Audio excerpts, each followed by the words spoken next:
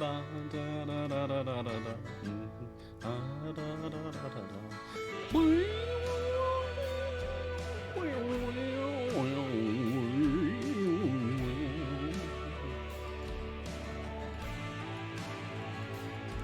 Monday morning. How are you doing? Gnarls in a trench coat. Only one I see in chat right now. I want there to be more people, so I can say hello and welcome to a brand new shiny week of Vital Champions streaming brought straight to you.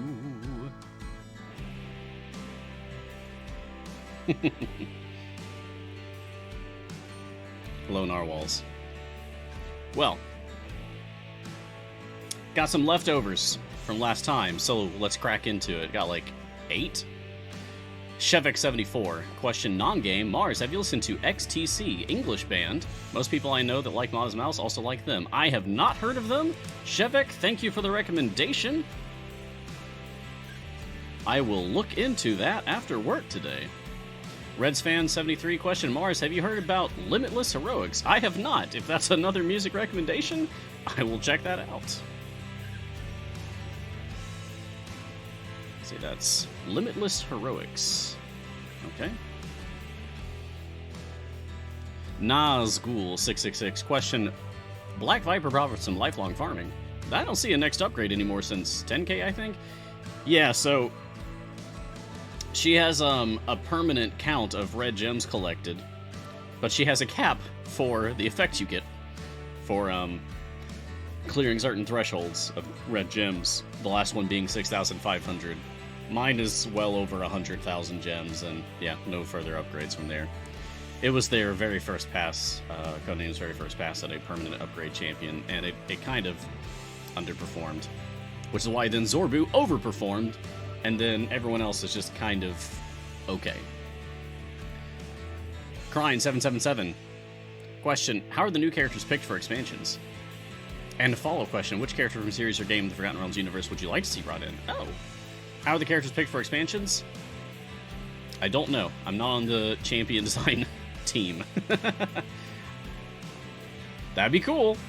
I would like to be, but I'm not. So I don't know how it's picked. It's probably like who's popular and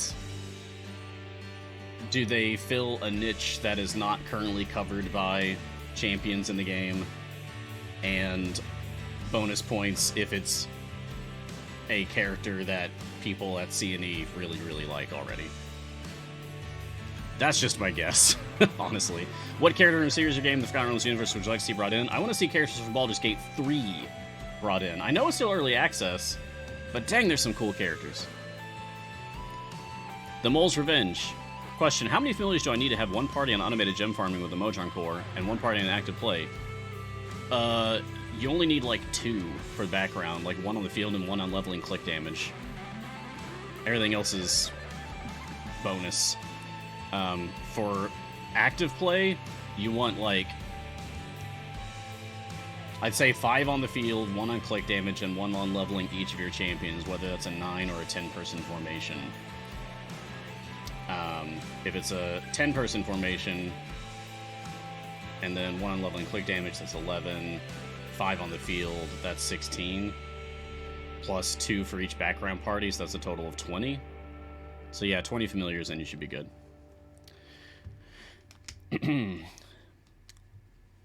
Food Boys question. I have all 3 cores, and all my core and Evergreen champions are epic. Where do I focus gems now? You got all 3 cores, and all of your core and Evergreen champions are epic. It's time to go shiny hunting, my friend. Focus on silver chests, and go shiny hunting, and have yourself a good time, good time, good time. Unreal Genius. Any reason to not unlock my first patron? Not really. I'm 80 loot levels shy of Mert being available, and currently working my way to unlocking Azaka and Tomb. Cool. No, do it. There's literally no reason not to. K Silverblade. Question, how many Modron core are currently available, and how to get if other than split the party? Oh, so there's 3 currently available. and you get 2 from just doing Split the Party 1 and 2, and the other one you purchase for 500,000 gems. 500,000 gems. I know it's a lot, but it is what it is. What else are you going to spend gems on when you're at that point in the game? You get to a point where it's like, I've got too many gems. That's why you always see me sitting on like 900,000 plus gems on my main account, because it's like, what else am I going to spend them on? I'm done. Oh, it's time to do the thing. Countdown's run out. So before I jump over there, let me just say good morning, Jamik, Nox Anguis, Star Chaser, Valeamak, Coffenia. And that's it. Okay, great. So here we go. Greetings, champions, and welcome to Mars Guiding Hand. I am Mars, and this is Idle Champions of the Forgotten Realms, a free-to-play, officially licensed Dungeons & Dragons Formation Strategy Management video game from Codename Entertainment. On this show, we take a look at the latest content, discuss strategies, and answer any questions that you may have about the game, whether you are a new player or an old player. And so get cozy, grab a drink, and join me for a little while as we talk about all things Idle Champions. Today is Monday, January 10th. I have a calendar right here, that's why I'm poking the wall. 2022. And on today's episode, we will be pretty much covering the same stuff that we did last couple of times, which is, namely, not in the news. Well, I mean, yeah, the news works. Today's update includes 11 new adventure variants spread across 5 campaigns. These challenging new variants will stretch your formation prowess in new and exciting ways. Once you've completed the base variants, the major variants will provide an even greater challenge. See the changelog for more details. And then you go to the changelog, and it'll say, yep, 11 new patron-themed adventure variants across 5 campaigns. I can't do them on my new casual account that I'm playing here. This is the one on Epic. Can I still say it's new when it's like a month old? I feel like in terms of Idle Champions, that still counts as new, right? That still counts as new. Yeah. A month in compared to years in. Yeah, back to normal voice. You know I like doing voice work. It's fun. It's fun. I've got no outlet for doing fun voices. I don't play regular D&D anymore these days. I'd love to. Anyway, yeah. Cheers, everyone. Let's crack into it. Today's tea, by the way, Fate Control from Friday afternoon. This is a rooibos red tea with ginger, cinnamon, peach, black tea, rose petal, peppermint, rainbow sugar crystals, golden luster dust, natural peach, and caramel flavorings. Wacha. It's a fancy tea. That landed right in my yogurt. That's off to the side. Ugh. I'm gonna have to clean that off later. I failed my dexterity check. So as you can see right now on my casual account here, I'm playing through Underdeep Cartography. I'm making my way down south, farming fast. Not really, I don't have any speed champions on this account. But I'm playing Underdeep Cartography because I guess I can't even view it right now. I'm gunning for Drizzt. I'm trying to unlock Drizzt. From that point, I'm going to immediately pivot over to Tomb of Annihilation and rush for Azaka. Once I have picked up Azaka, then things are going to open up a lot more for what we do on this account. But that's going to keep us busy for like a month, roughly. Because I'm trying not to purposefully not play this account as aggressively as I normally would. Normally, I would probably do like multiple adventure clears and variant clears per day. I know for a fact that I can go from start of an account to unlocking Azaka in 2 weeks because I have done it and charted my progress the entire time with screenshots to prove it. So I know for a fact that I can do it in 2 weeks. I am purposefully slowing myself down to try to recreate a more casual gameplay experience. So, we're just playing through Underdeep Cartography here. It's chill. I just have to beat Area 150, so I'm really not worried about it. Meanwhile, back on my main account,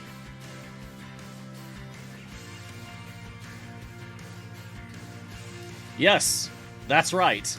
I'm still stuck on stage 800 of Mert the Moneylender's A Lesson in Classes. Y'all, I couldn't even beat this over the weekend. So, Tarask wins. For now, I guess. What I'm thinking about doing is just jumping over to a background party and just playing that and just letting this sit for a while until I come up with some genius idea and then come back in here and hopefully clean house. Yeah. So we're going to switch over to Party 1.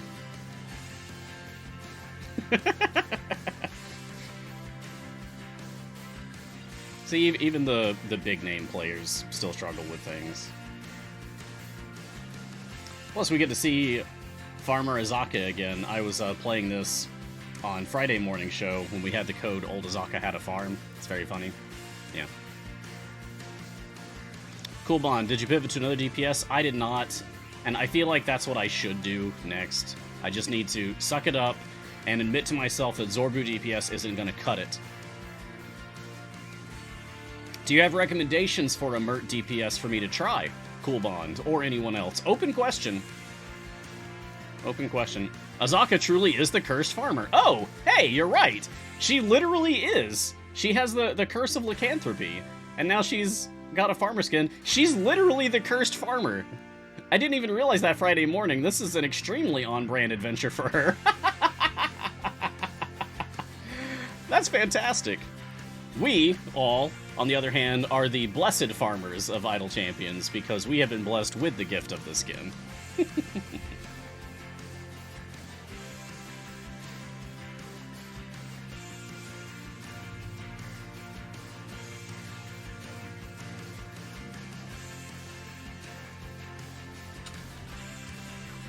Oh, I've got a message from production. So, there was something that the mod team talked about, which that we basically need to redo our how code command. So, let me crack my knuckles here. Put the music on. Ooh, yeah, we'll do Won't You Be My Friend. And I've got a timer. So, what I'm going to do, I'm going to try to, in 60 seconds or less, explain the whole process of redeeming a chest code. So, here we go.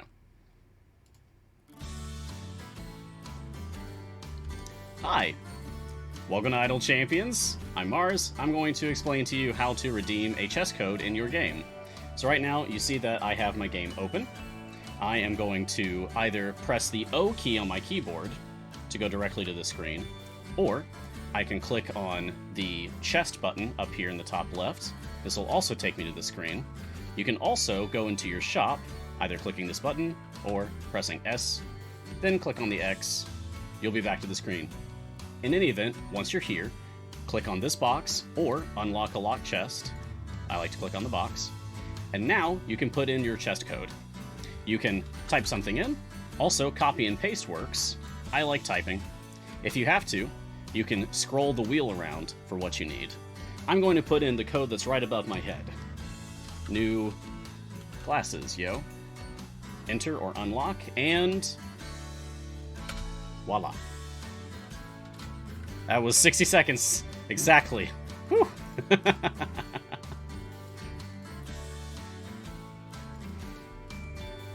I gotta get better at that, but that was cutting it very tight there. I think I ended it on the 60-second mark. Jay, let me know if that's not good enough, and I'll take another pass at it. Hopefully it's fine. But yes, what I wanted to do is, now that we are... Oh, it's 16 character code. Yes, that's a good point. I should probably also do a way that shows off the 16 character code.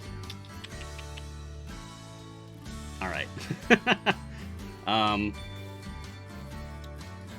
Let me do some questions, get on with the show. I'll come back and take a round 2 on that. By the way, I just mentioned them, but Jay is in the mod seat for me today, so if you have questions for me, throw them in chat, Jay will catch them, put them in the document for me, and then I can get to them when I can get to them.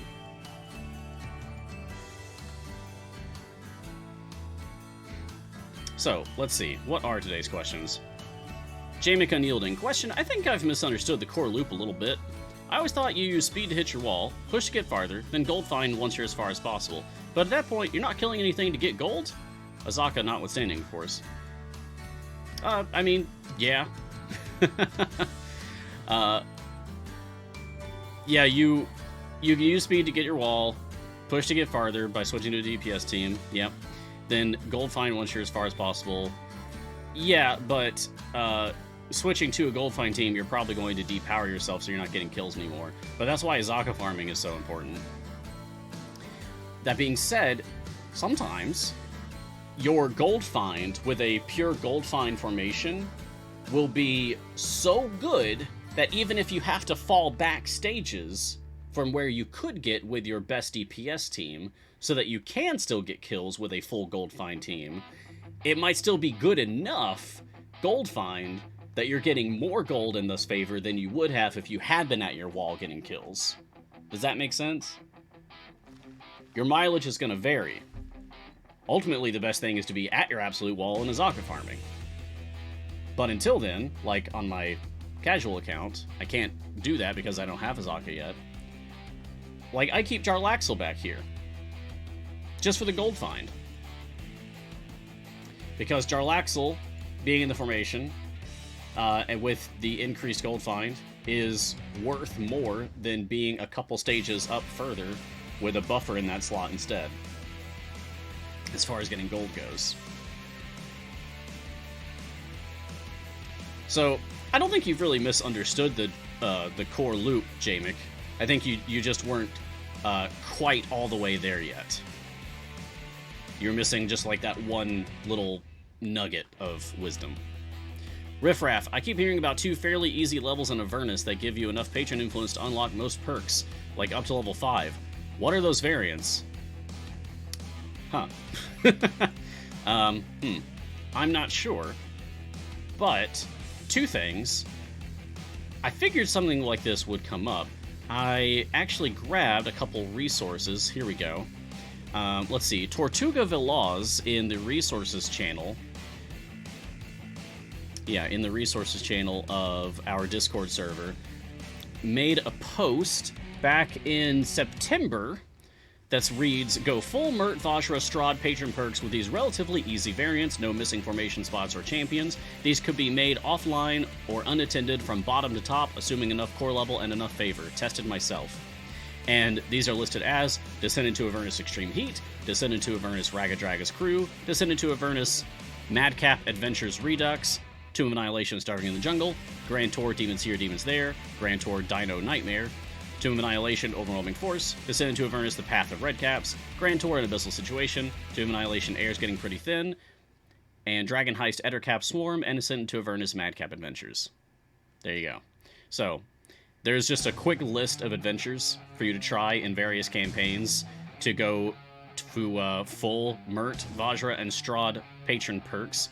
Now, this post doesn't take into account Zerial, and it also was made back in September, so it also does not take into account the new stuff that just got added. So when they say full patron perks, they mean up to tier 5, not tier 6 and 7. However, that being said, there's another resource called Neil's Reasonably Easy Patron Variants. I made sure to grab a link for this as well, in case I needed to reference it. And this contains a list of, looks like 17 adventures. At least I'm looking at the Vajra page there, and I'm looking at the Mert page. Yep, Strahd. This is a whole spreadsheet full of good information.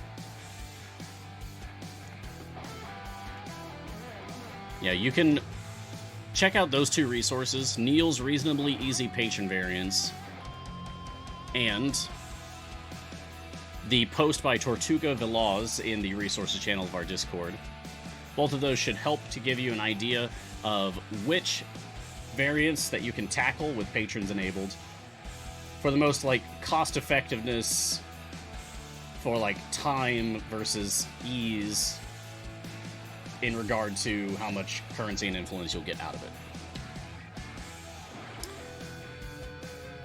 Zawan has it. Zawan has it in chat right there. Zawan says, basically, easy equals does not restrict heroes. Yes. That has been my assumption about patron variants this entire time. Like, as I've been playing patron variants myself, I haven't done them all, y'all. I haven't. Oh, this is my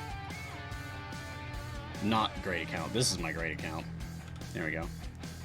But I have done quite a bit. 62% on Mert, 61% on Vajra, 57% on Strahd, 18% on Zerial. I've barely touched Zerial. But even so, it's like, as long as you're not being discounted champions further than the patron's own restriction, and as long as you're not being discounted formation slots on the field, like where you can actually put people, then you're definitely going to have an easier time than you would in other places. I am going to take the free time gate on my new account to Barja. Thank you for asking. What an excellent segue. Let's go back here. Hey chat, I want your help. I haven't even looked at who is available in my free time gate for my new account. I want your help, because this account is here to be an assist to new players, to help show them like what is possible for a new player casually playing the game who's at least somewhat paying attention. So let's look at the time gates together and see who we've got. Go Xander if available. Alright. Shandy? Shandy would be good. Oh, shoot. What's up, Zorbu? How's it going? Jim Dark Magic and Shaka. Shaka, shaka, shaka, shaka. The thing about Zorbu is that he's retired. He's retired and he's really strong. He's one of the best DPS characters in the game, and a good buffer for other dexterity-based DPS characters.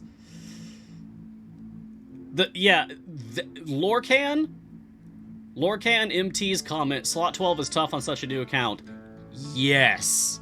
And 2 Sips Gibbs says the same. Yeah, slot 12 tough, though, for new players. Yeah. So this is a new account. It's only a month old. I am leaning heavily in favor of Zorbu. Also because the last time, or at least one of the last times, I did a dedicated new player account, I picked up Jim very early and easily became my best DPS. I think that's when I did Gearless. But, like, I've already done the experience of playing with Jim on the new account. So, Zorbu?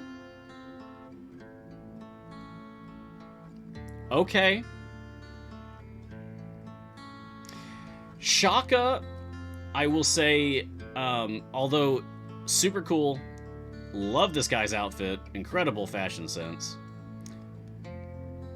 Shaka wants specific champions with specific tags, race, class, gender, what have you, roles, in specific formation slots. I don't have the roster to satisfy Shaka yet. Yeah, he's too niche for an early pickup.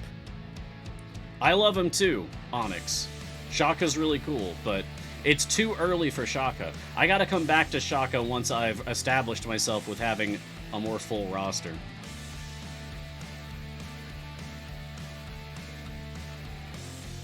I have Kroll, you know.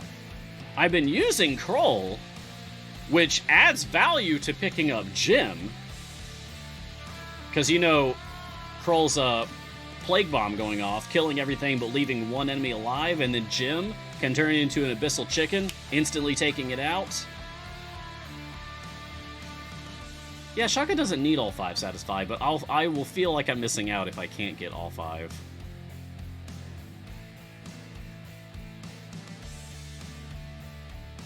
Swaps with Makos, swaps with Jim Lucius, swaps with Archon. See, I'm also trying to angle my way at getting split the party early as opposed to late. So I also want to prioritize the champions that I'm getting in slots that I don't have swaps with. So, like, I've already got Lucius to swap with Minsk here. but I don't have a swap for Archon or for Makos yet.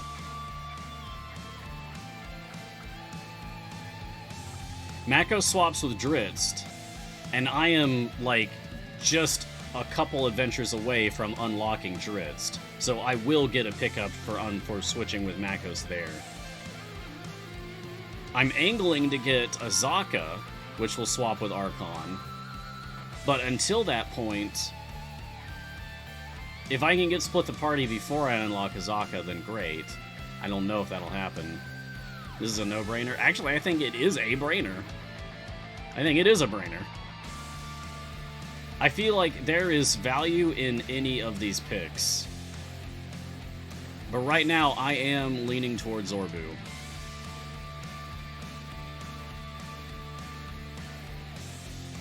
Yeah, I'm going Zorbu. Done. I'm committing. But at the same time, I don't think that any of those would have been bad picks either. I don't think any of them would have been bad. Oh, you know what? We've gotten pretty deep into Underdeep Cartography here. But I would like to just dip out of here and start on the time gate. Yeah, okay, I am. I'll come back to this later, it's fine. Yeah, they were all good. They're all good choices. They're good champions, Brent. Alright, we're gonna play the starting adventure of the Zorbu time gate here. Oh, and thank you for noticing the new glasses. I know I made it obvious with the chest code. I was struggling to come up with a chest code this morning, but I settled on new glasses, yo. It's been a few years since I've gotten completely new glasses and new prescription, and I'm very excited about it. I think it looks pretty good. They are from Warby Parker. For anyone who might be wondering, it is the James style. They all have real human names for some reason, which I guess makes it easy to remember them. And this style is called James. Hashtag not an ad. I just like the glasses. Okay. Now, as this is starting with no favor on a time gate, it's going to be slow. We're not going to get much done very quickly. Well, let's check out the wild offer. Oh, it's Cylindra. I'll pass.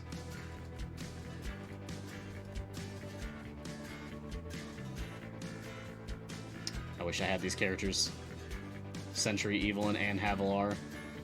All of them would be good. Okay.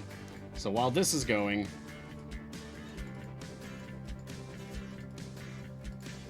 I'll switch back to my main account. I think what I'd like to do is start playing through the rest of those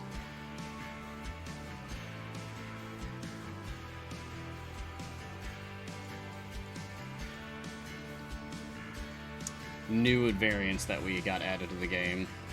Yeah. Alright, Azaka, put up your heels, take a load off. The farming is done for the day.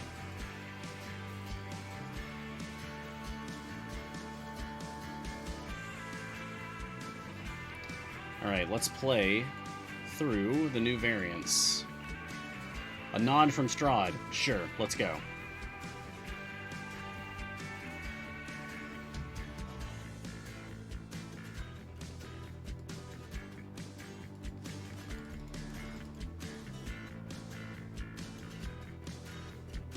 Alright, I've already got my speed core. Good. Alright, let's just go familiars. And let's just put some people on the field.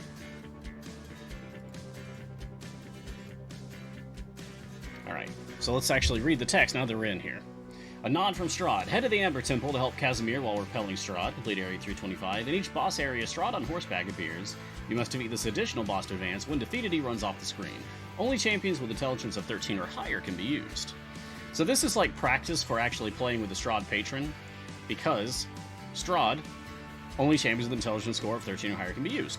So, this is like your first taste if you didn't already have Strahd unlocked.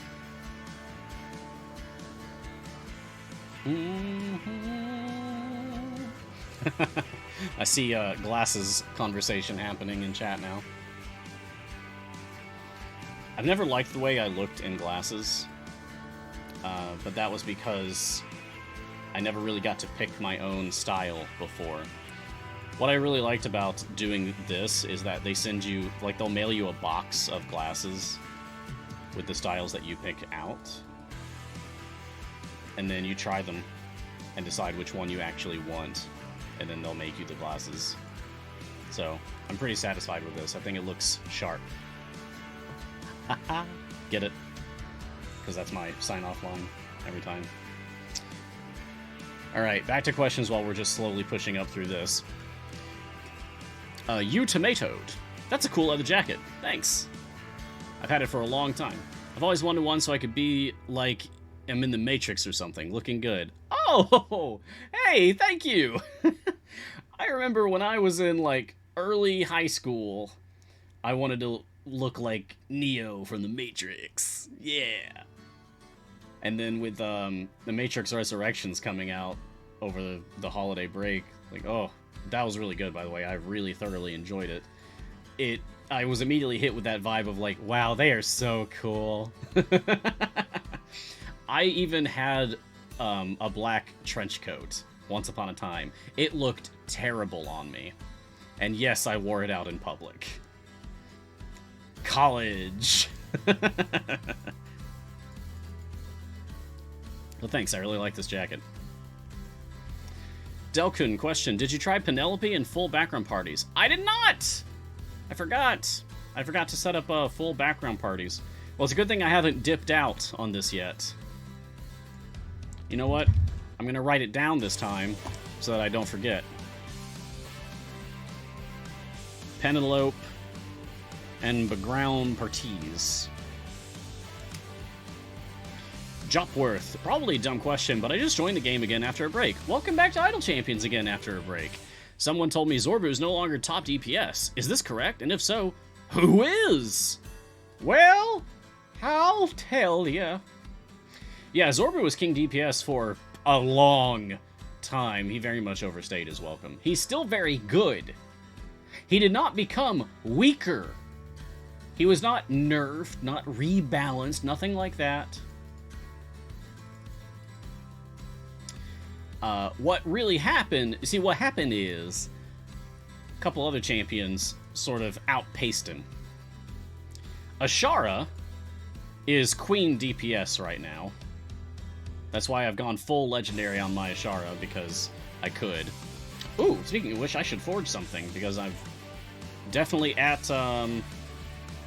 Yeah, I'm at the minimum cost now. I should definitely be forging something. Other good DPS right now, Artemis is gaining traction as a top DPS choice. Yeah, what happened was power creep. Thank you, Nasomnia. Yeah. Artemis is gaining ground as a top DPS, but requires significant investment. Easier if you can get the golden flute. Fennick question regarding Armadillo bosses. Are multi-hitters like Ashara's hit summed up to beat the threshold for removal of one segment? Or do you have to beat it with each hit and remove 5 to 7 segments in total then? Yeah, each hit is calculated separately. So the multi-hitters are great if they actually can shred the armor once per hit, because then each of those hits will shred the armor. Camero85 question. What is your opinion or analysis of the new champion coming on Wednesday? Oh, I was wondering if anyone would ask about this. If you're not in the know, well, Rust on the Harbor is coming to Idle Champions this upcoming Wednesday. And I can talk about that now because that has been revealed in a blog, a spotlight that was released this past Friday. So, yeah, this is going to be the new champion coming to Midwinter, Year 5, Slot 11, swapping with Jamila, Averin, Nova, Warden, Strix. This is a Tabaxi rogue, who is very much a gold find character. Very much a gold find character and support.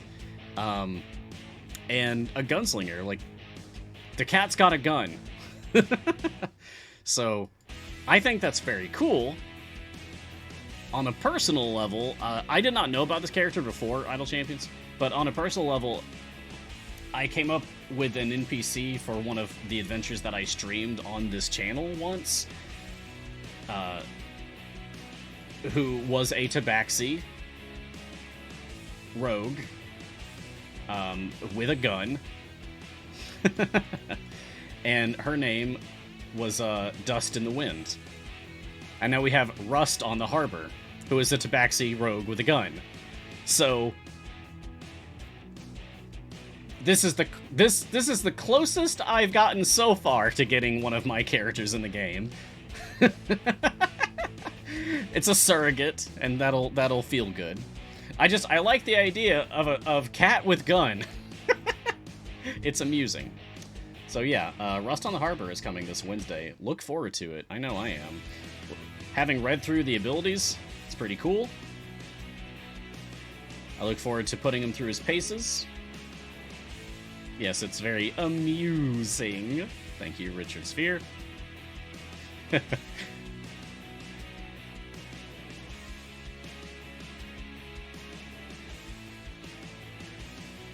Oh my gosh. Jay... Oh my gosh. Jay is messaging me on the production side saying, Gun Cat? I don't look at characters until reveal, so this is new to me. Jay didn't know that we're getting a cat with a gun. Yes, we're getting a Tabaxi with a gun. It was slot 11 and a handsome devil, I would say, as far as Tabaxis go.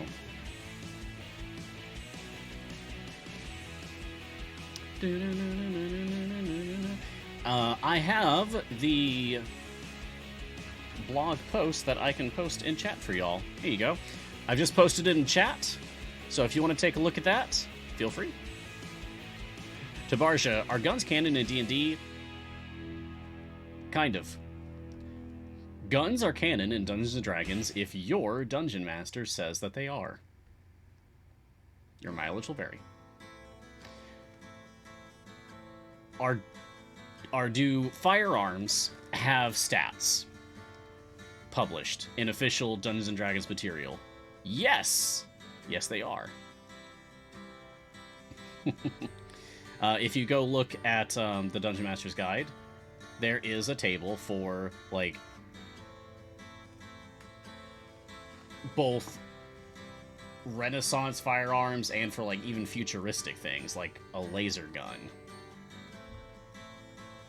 But they may not be allowed at your table.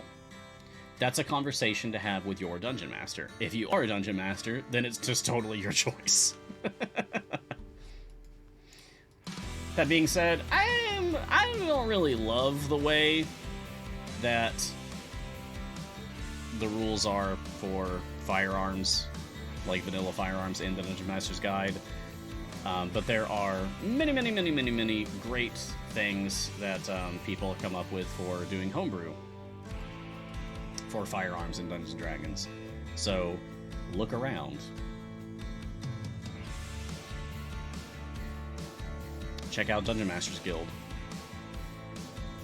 But Camro, to actually answer your question, what's my opinion and analysis of the new champion coming on Wednesday? I'm not really sure yet. I try not to make a judgment other than, I'm excited! Until I've actually gotten my hands on them, and I can put them through their paces and see how they feel. Once I can do that, things are better. Then I can really make a judgment. But I try not to be quick on the draw about it either. Like, I want to give ample time to come up with how I feel about the character. Deuterami to do is very excited about the new character coming out. Stick around. You only have to wait till Wednesday. Just a couple days. Just a couple days. Twitch username is needed. As a new player that doesn't know a lot of champions, how does one make a decent choice based on these 3 pictures? About the time gate? Yeah, so there's not really a lot to go on. Just looking at the characters that are listed in the time gate. Ooh, I might actually need to put some other people out here to beat this. Or no, I think they got it. I think they got it. I think they got it. Okay, there, we got it. Let me just get a full formation out here, and then I will tackle your question in earnest. Just a moment. Man, I never let you see the light of day. Get out here. Come on, Jim. Lead the pack. This is a terrible formation. But if I go to my time gates, because I haven't opened up my free time gates yet. So, I'm a new player. What am I looking at? This is some gold armor-clad warrior with a hammer named Barrowin. This is some elven archer named Morgaine. And this is a dragon lizard guy with a big sword. Looks like a cool sword. Yeah, there's really not a lot of information to go off of from this menu. If you haven't unlocked the character, it'll just say who they swap with. But this doesn't really tell you much of anything.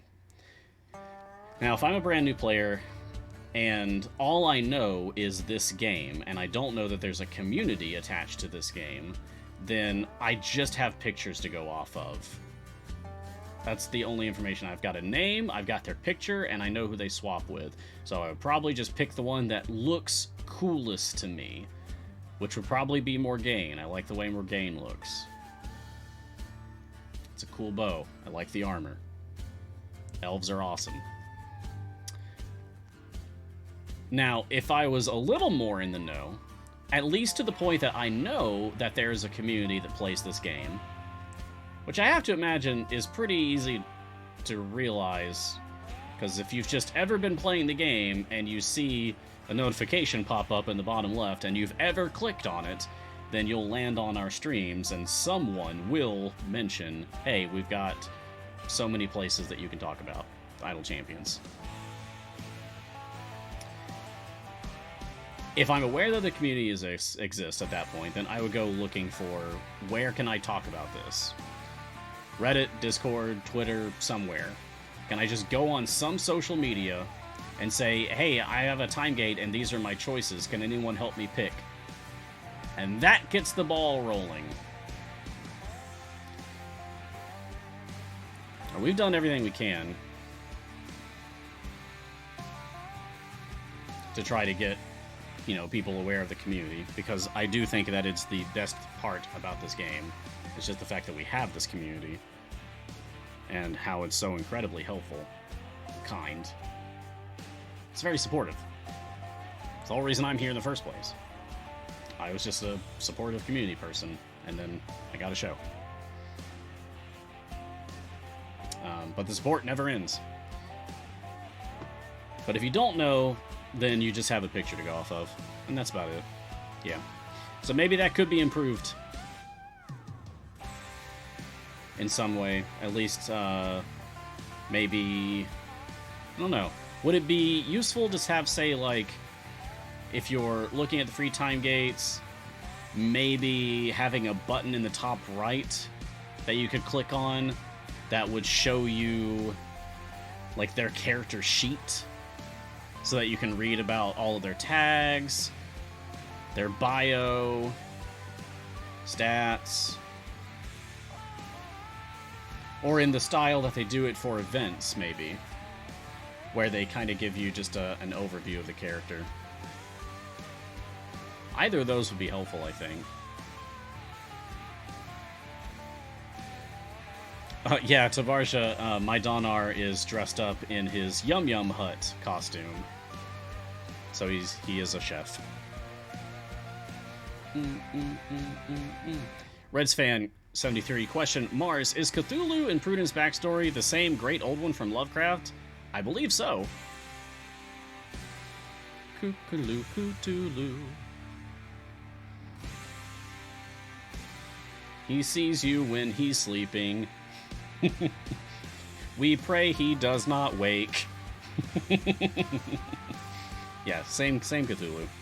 Ashigarami, does retired mean that he won't come up in events anymore, so it's hard to gear up? That is correct, Ashigarami. When I was talking about Zorbu being retired, yes, that just means that he won't show up in events anymore. You can still get him from time gates, and that means you can still get gear for him from time gates, as well as from newsletter chests, and patron chests, and electrum chests. So it's not so bad, actually.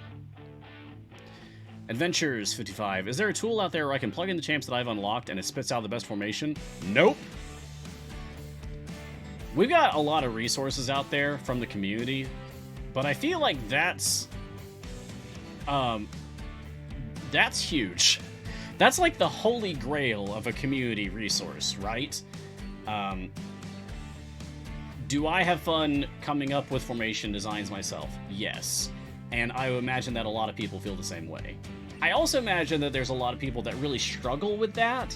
They want to play the game and beat stuff and unlock characters and enjoy it, but they just can't brain how to do formation design. And I wouldn't want people like that to be missing out on playing the game. So for those sorts, it would be like the holy grail to have some website where you can just put in information and it spits out the best possible thing for you to do. But we don't have that. That's not a thing. Yet? Maybe someone can. Maybe someone very smart could put that together. But that sounds like a lot of work.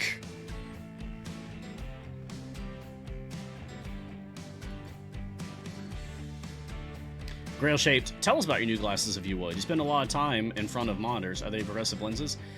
They have blue light blocking, and that has helped. I put in some serious video game hours over the weekend. Goodness, I really did. And the glasses helped a lot. But yeah, they are Warby Parker James-style glasses.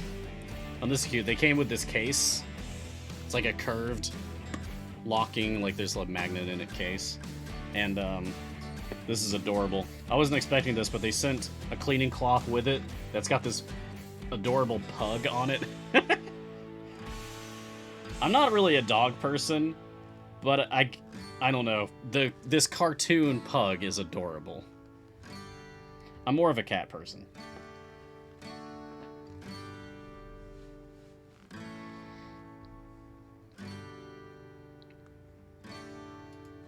But I like it. I got to pick it out myself, and that feels really good.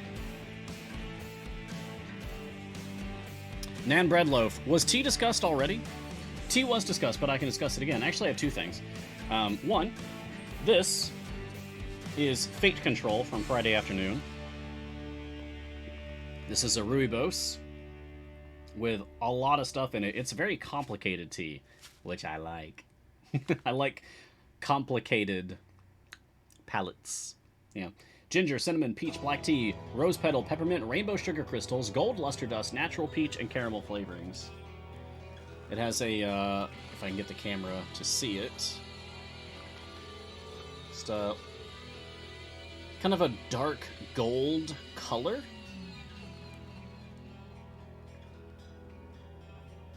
And it goes down very smooth. I used to really dislike rooibos strongly, but I have very much come around on it at this point. Happy New Year, Loki. Good to see you. It is amazing. I believe this is Friday Afternoon partners with various creators from time to time to make specific blends, and I believe she worked with Matthew Mercer to make this one. So if you're a Critical Role person, if you're a critter, and you like tea, consider picking it up. It's really good. I'm not a critter, but I like tea, and I respect Critical Role immensely. It's like, I would like to be in it. I would like to be in the fandom. It's just, it's such a huge commitment. I feel like I missed my chance. Dragavondo, why don't you focus more on pushing for favor on your new account? In my opinion, there's nothing that makes easier at the start of a new account as getting favor as high as possible so you can level your champions up higher. You don't think I have? I have pushed for favor on my new account. It's just we had back-to-back events in December. So I had very little time to push for main campaign favor. I definitely pushed for event favor. Let's see if I can... Yeah, I got up to 2.55 E10! I managed to get 2.55 E10 favor in the first event I played on this game, on this new account. E10! That's a lot for a very first event. For the very first event on a new account, that's a lot of favor. Yes, I blow that out of the water on my main account, but that's a lot for a brand new account.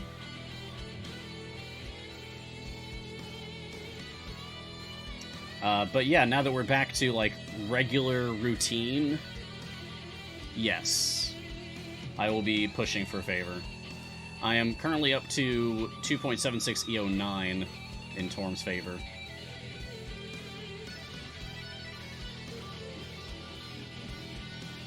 Once I get Azaka, it's going to be a lot easier to get the favor. Coffeenia, can't seem to find that guide to easy variance and resources. Does anyone know the specific date? It is September 8th. Just checked. Although it might be August 9th, I might have mixed them up. Check September 8th and check August 9th. Good luck, Coffeenia. Unreal Genius. Mars, thanks for all your help. Been playing less than 2 months, and this weekend managed to unlock Mert, pick up Zorbu in my free time gate, which allowed me to split the party, and now the real fun begins. Hey! That's fantastic! Congratulations! I'm so glad that this show has helped you, that I was able to assist you learning Idle Champions, learning the ropes, so that you can get out there, do your own thing, and have some fun. It sounds like you're off to a great start. You've just split the party, so you're on to Modron Automation and multi-party mode? Heck yeah! That's what I like to see. Respect. Oh, and I just see Adventures55 asking, what does split the party mean? What that means is that you have unlocked this game mode that allows you to do multiple parties at the same time.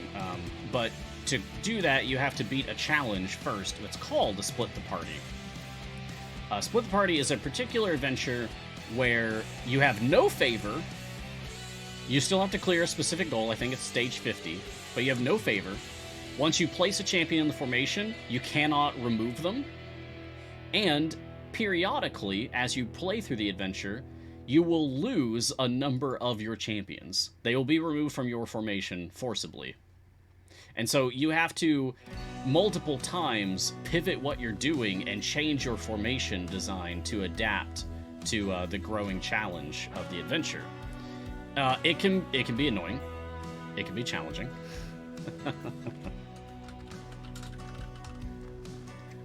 I got you, Deuteramatado. I just typed it in chat for you. It's Warby Parker. That's where I got the glasses. I heard them advertised in podcasts a lot that I listen to, so I was like, all right, I'll give it a shot. And I like it. It's good.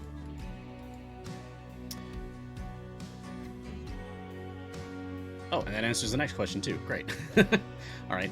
Adventures 55. Is there any reason to close a time gate early? Honestly, no.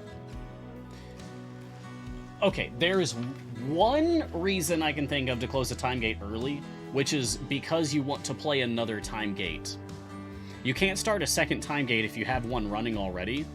So the only real reason to close a time gate early is like, I'm done with this time gate and I want to do another one. So let me just go ahead and kill this one and I'll start another. From the Mill. Question for chat. Aside from Ashara and Zorbu, who is your go-to for DPS? Ooh, I'm curious what chat had to say about it since it was a question for chat and not me. It probably depends on everyone's level that they're at in their experience with Idle Champions, like whether they're a new player or a more established player. Or just who their favorite characters are.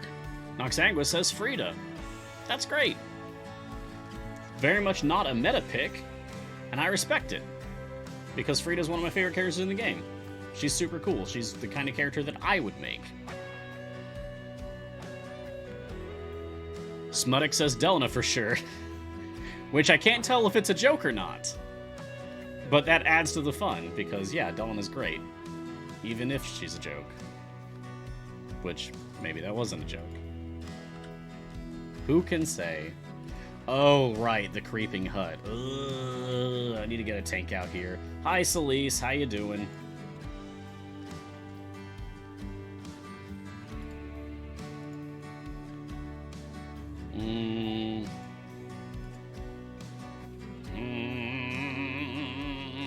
Corazon, corazon, corazon, corazon. Sure. Sure. Take Charlaxle out, put Celise in the front. Hammer in the middle. Throw here. Oh, are you neutral? Yeah, you're neutral. Jeez, you're not really going to work with Talon. Okay, we'll bring in Whittle. Okay, let's see how this plays out. I'm just gonna keep stay on target. Smells like a trap. For Whittle, I'll take... Oh, they're all 4, so sure, mind and body. For Mehen...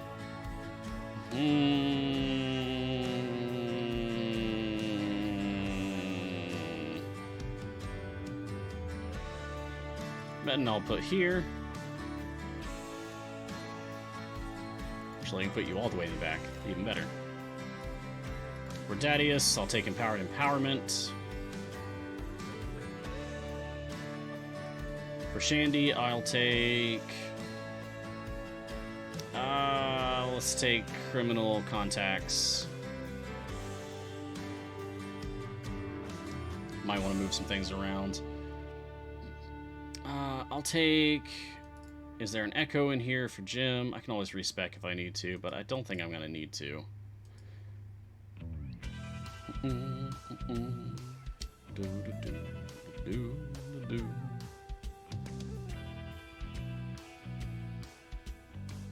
Take Mage Hand. Again, I can always respec if I need to. We'll take Neutral for Averin and Sturdy. Always Sturdy. Always Sturdy for the second spec choice for Averin. And for Celise, oh boy, I really don't know. Mithril Skins for more survivability. Tears Eyes, just so that when in case I need to shift people around information, it'll be easier to do. Alright, go. Oh yeah, now we're tearing them up. Much better. Alright, they'll be fine from here on. Oh, Jay is also not a dog person. Even though Jay has a dog. Amusing. Deccan creates, why do I hear smoke on the water when I hear rust on the harbor? I mean, I'm betting that was part of the joke. But I don't know. Maybe you could ask their creator. Are they named in the blog post?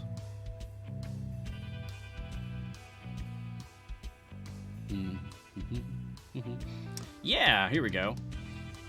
We're fortunate to get to work with a huge variety of live play D&D series, but it's a rare treat to be able to include the Dungeon Master as one of the content creators who bring a champion to our game. So we're very happy that our third champion from the Oxventure crew from Outside Xbox and Outside Extra comes from DM Johnny Chiodini, who is at Johnneh, Johnneh, on Twitter. So, perhaps you could ask them if Rust on the Harbor is in any way a reference to smoke on the water. It could just be because of, like, the sentence structure. Smoke on the water, Rust on the Harbor. Smoke on the Water, for that matter, could just be a Tabaxi name, straight up. All Tabaxis have names like that, or at least... No, it's not fair to say all Tabaxi, because maybe they just decide to take other names, because people are people and they'll do what they do. Everyone's different. Cornucopia of diverse livelihoods, whatever. But a lot of Tabaxi have names like that.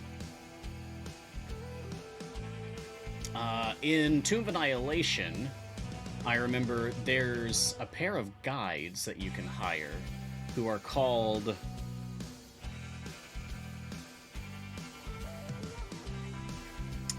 I think it's River Mist and Iron Flask? Or is it Flask of Wine? But there are two Tabaxi and Tomb of Annihilation that have names of that same style. From the Mill question, can you help clarify a concept I've struggled with? In my puny mind, the best way to earn favors by pushing as deep as you can with a push formation. Yeah, that is a good way to earn favor before you get Azaka farming. However, I hear about gold farming formations. Can you help explain the best way to earn favor once you've reached your soft cap and can't push any further? Yeah. So, what you're asking me to explain, really, is how to set up a dedicated gold farming team featuring Azaka. Or even without Azaka, I guess. I can't really do it here in this adventure because I'm limited for so many champions.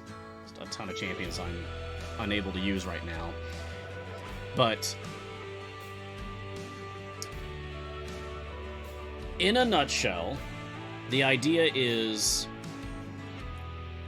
once you've gotten far enough into the game and you are able to reach your soft cap consistently, as in champions are not getting upgrades anymore, then you push up to your wall, you push as far as you possibly can, and you're killing things, and you're getting gold, and you're getting favor, and then you've started to notice that your favor gains are like 1% or less. Like, it's just not even worth it anymore, because you have diminishing returns. That's the point when you need to start thinking about, one, conversion, because you can convert favor from time gates, Trials Not Tiamat, and events over to main campaigns, and that'll get your favor further. But two, more easy to do, gold farming. Specifically Azaka farming, because that is the hotness right now, and presumably will be for a long time to come, seeing as how we've just immortalized Azaka farming with a Farmer Azaka skin. I love that so much, but I've spoken endlessly about it already.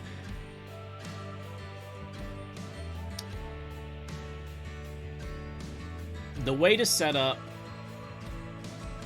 an Azaka farming team specifically would be to put in Azaka and as many gold find influencing characters as you can, while keeping only one enemy alive on a boss stage, and making it so that that enemy cannot kill your team. Whether because that enemy is not strong enough to kill your team, or because they cannot even reach your team to attack them. You take the Resist the Curse specialization on Azaka, which makes her ultimate work differently than if you were to choose her Embrace the Curse specialization. Is it called Embrace the Curse? Can't remember. But Resist the Curse is the specialization that you want because it causes her summoned tigers, or dogs if you have the skin for her, to cause the enemy that they attack to drop gold as if they had been killed. So if you have a lot of characters on the screen that are increasing gold find... Yeah, Lycanthropy Forever, that's the one. Thank you, Jester. Yeah, if you have characters in the formation that are causing your gold find to go up, and then you have Azaka out there summoning tigers or dogs, and they're going rawr and hitting the enemy and making them drop gold, then that gold is going to be extremely increased because of all the gold champions that you have on the field. Normally, if you got that many gold champions out in the field, you're not killing things. At least not at the level that you're at. If you've pushed all the way to your wall, you'd have to drop back significantly to get kills again. But with Azaka farming, you don't have to get kills. In fact, you don't want to get kills. You want to keep one thing alive and bully it for its lunch money. Don't actually bully people IRL, but it's okay to bully enemies and idle champions.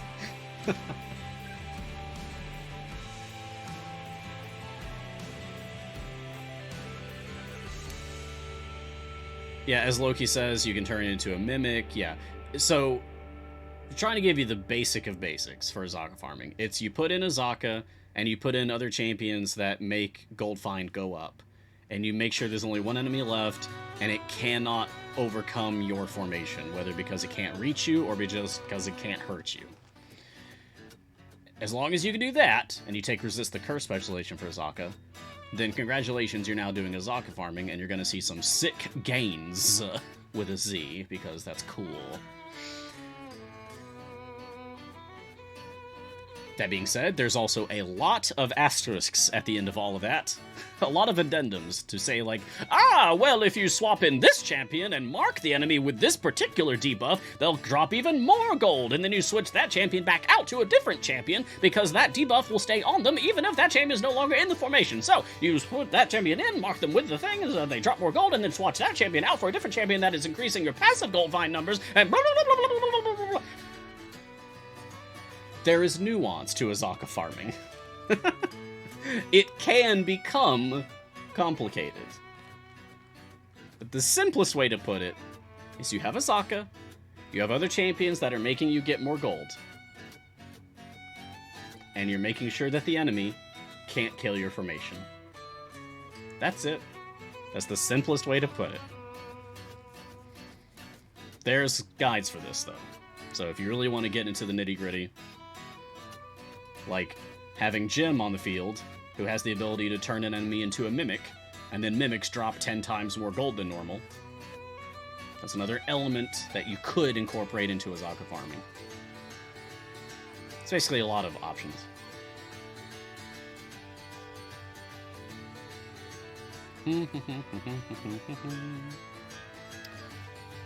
Two Sips Gibbs. The popularity sort could be made more useful by showing pick percentages when champs are offered. That's a great idea. I agree.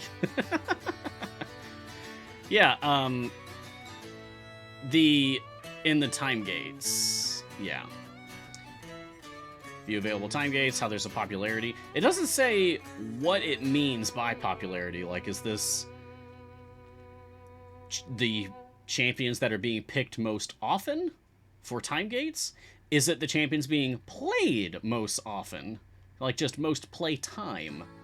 And then, in what range are we talking? Is this most popular of the past week, of the past day, of the past 5 minutes, of the past 5 years? There's no details there.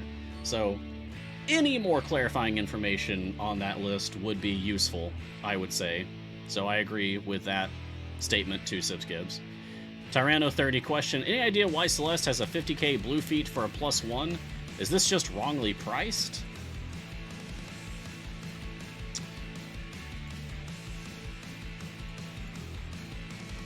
Let me look. 50k for Constitution +1. Oh yeah, and 12,500 for Intelligence +1. I would argue that's wrongly priced. I tell you what, I can poke the devs about it after the show, but it's been out for a long time. I'm not sure if they would change it. The trouble, it might just be like a kind of a... It might be kind of stuck like this, like, if they were to suddenly discount the price from 50,000 down to 12,500, then are they going to need to refund, what, 38,500 gems to everyone who's ever purchased it for 50,000 gems? And if they say no to that, then does that become an unfair thing that people are up in arms about? I feel like it opens up a whole can of worms if that were to actually be fixed. In an ideal world, that would be fixed. But I don't know. I am seeing people in chat saying that it's a long story. Highly contentious one back in the day from the pack. Oh, yeah. Yeah, I vaguely remember this.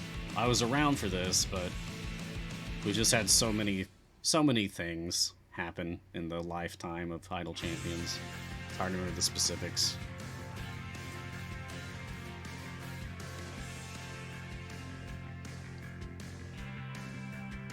The real scary Norm question. How are the free champions chosen for free time gates? It's random.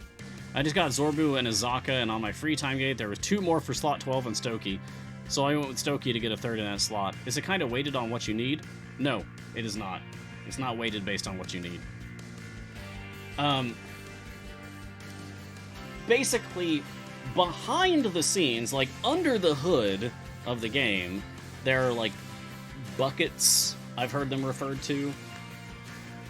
There's 3 buckets, and all the event champions for time gates are dropped into one of these 3 buckets. And every time you get a free time gate weekend with champions picked out for you, the game picks out one from each of those buckets.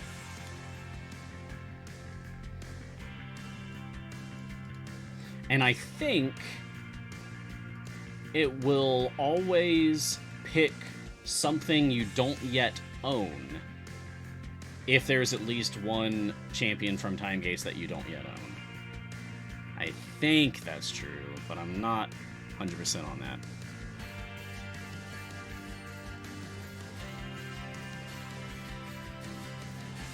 Boy, Time Gate on a new account is slow. We're going to clear it. It's going to be fine, but whoosh, it's slow.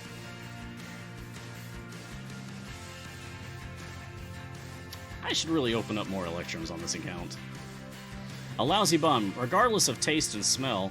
You gotta admit, Rooibos is just fun to say. It is! Rooibos. Rooibos. Rooibos. Rooibos. Compared to Camellia sinensis, which is the tea plant. It sounds like a magical spell, both of them, honestly. Camellia sinensis. Rooibos. Oh, Wondering Gruff says that I'm 100% correct, and Brian Touch says that I'm correct as well. Thanks, guys. Wingardium Leviosa. Thanks to Barsha. Onyx Squared, question Mars. I'm trying to be more efficient with getting bounty contracts for events. I tend to struggle getting blues. Is there a smart minimum gold chest to shoot for before an event? I wouldn't say there's like a smart number to shoot for. I would just say you get as many as you can. You just get as much as you can and go with that. Remember, you can also get bounty contracts from Electrum chests. So don't sleep on Electrum chests. Make sure you get them.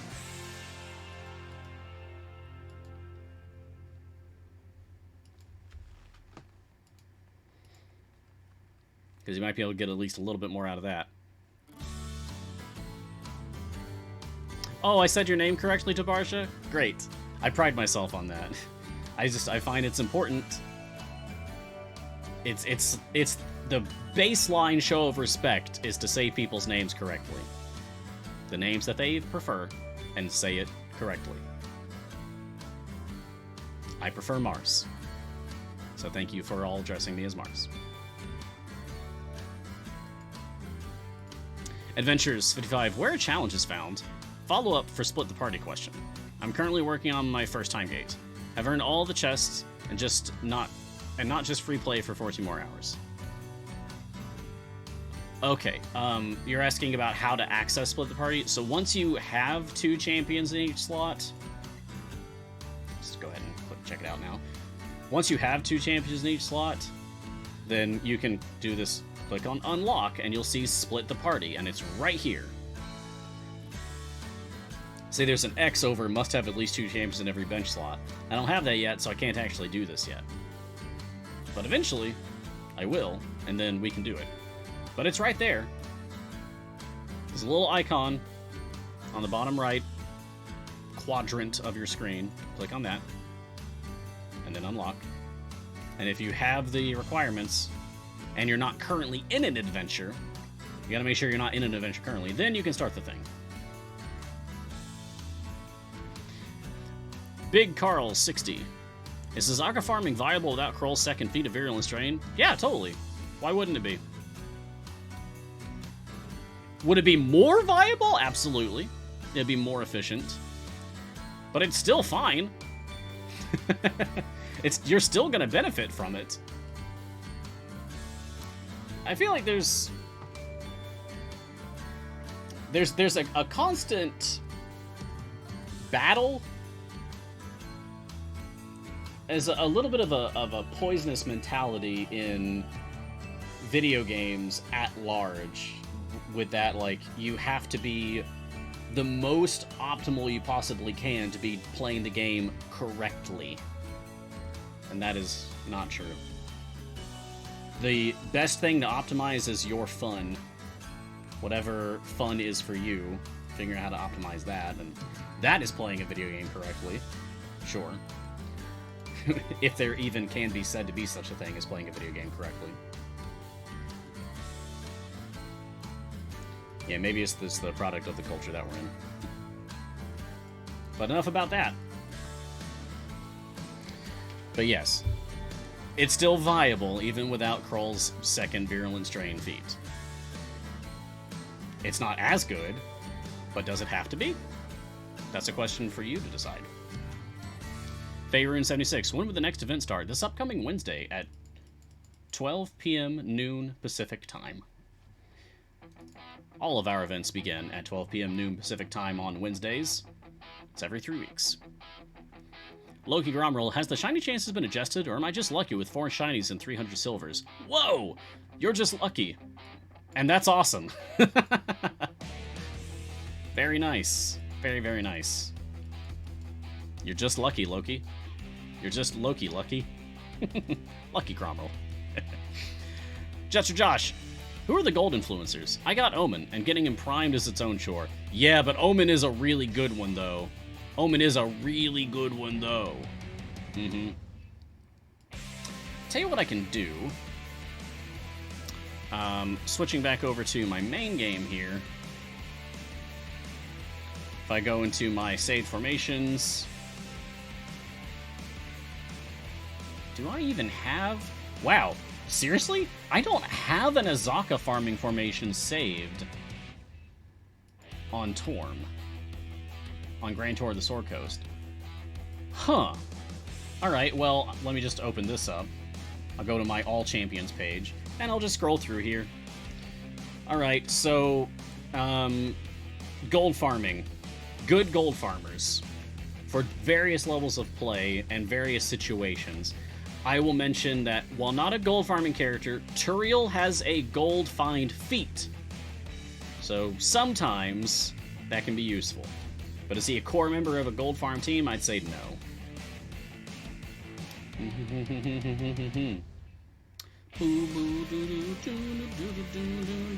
Omen, major player in the gold find scene. Jarlaxle, major player in the gold find scene.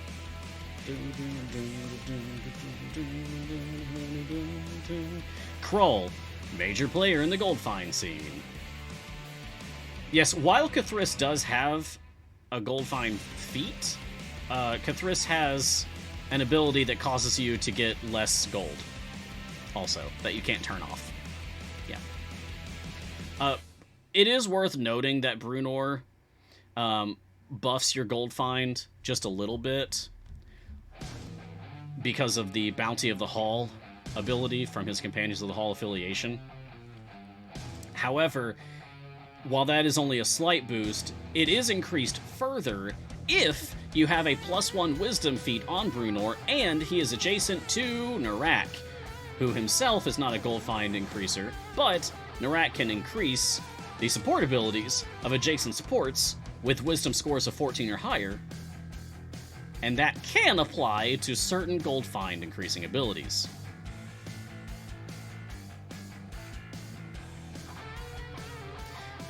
Oh yeah, that's a good point about Cthulhu. Cthulhu also being a drow would count toward Jarlaxle's Master of Piracy, which increases gold find. So Cthulhu only takes 10% off So if you're using Jarlaxle specifically and you put Cthulhu in, then the value would be overall better. Paulton can be better gold find than Jarlaxle very early. Like, if you have a well-geared Paulton and a not well-geared Jarlaxle, Paulton can beat out Jarlaxle. In my experience, Jarlaxle's better. But that's because, I mean, you can just look at it. My Jarlaxle is a lot stronger than my Paulton. Let's see, some others. And if you go with Kroll, make sure you take Pilfer Specialization for Kroll. Freely. That's another big one because of Lucky Break Requisition.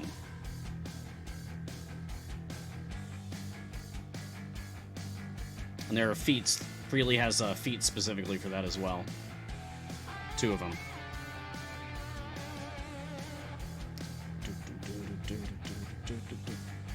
I mean, while we're mentioning Cthulhu specifically in regard with Jarlaxle, it's also worth mentioning every single rogue and drow in the game for exactly the same reason.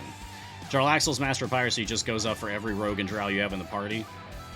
So, a very bare bones gold find formation would be like Jarlaxle plus as many rogues and drow as you possibly can cram into your formation. Like Hitch. Everyone should have Hitch. You just have to sign up for the newsletter. If you don't have Hitch, then you need to get Hitch. Dritz for the same reasons as Brunor, and also at the same time is a drow, so counts toward Jarlaxle's for more gold find. I mean, we can also just mention Wolfgar, Regis, and Catti-brie for the Companions of the Hall, Bounty of the Hall, gold find to boost as well. But, I mean, it's a lesser concern. Archon is interesting to note, because Archon, I believe, is still the only character in the game with an item slot, an equipment slot, that it just straight up increases gold find. Even though Archon himself, not a gold find champion, no gold find abilities, despite that has an equipment slot that increases gold find. You might get some use out of that, but probably not as much as you would from just having actual dedicated gold find champions in the formation. And then, of course, there's Azaka, Queen of the Gold. So, there's a very quick rundown. Yeah, Regis has gold find because Companions of the Hall, plus he is also a rogue for Jarlaxle. Yeah, that's true, Connellan. Alright, Bitter Old Guy. Why only one mob in Azaka farming? Assume whatever number is left cannot kill your formation. Well, it's easier to work with, for one. It's kind of a holdover from the old days of you want to set up like Kroll in the formation so that he's plague bombing everything and ultimately only one thing is left alive if you're using Kroll correctly, and then hopefully that thing has 40 or at least like more than 10 pilfer stacks for plague pilfer from Kroll, and if not, then you go back and you try again and you just keep trying to set this up.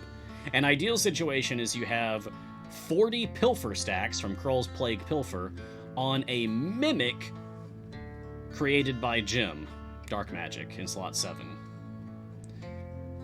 Because, oh lordy, that's going to be a lot of gold find.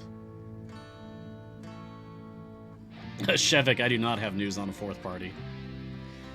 Even if I did, I couldn't share it without a thumbs up from CNE. But I do not have news about fourth party being out of the game. Like, eventually, right? Because if you just scroll over, you'll see, unlock a new party, buy additional cores. They wouldn't have this unless, you know, they're planning on it. But I feel like there's other things that really need to get ironed out first. I don't personally feel like there's a reason for me to care about a fourth party right now. I don't feel like that's on any level a priority for me. Even if I had access to a fourth party right now, I probably wouldn't care that much about it.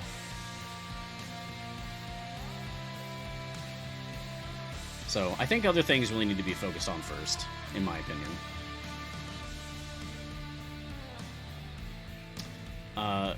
Kicking our grass.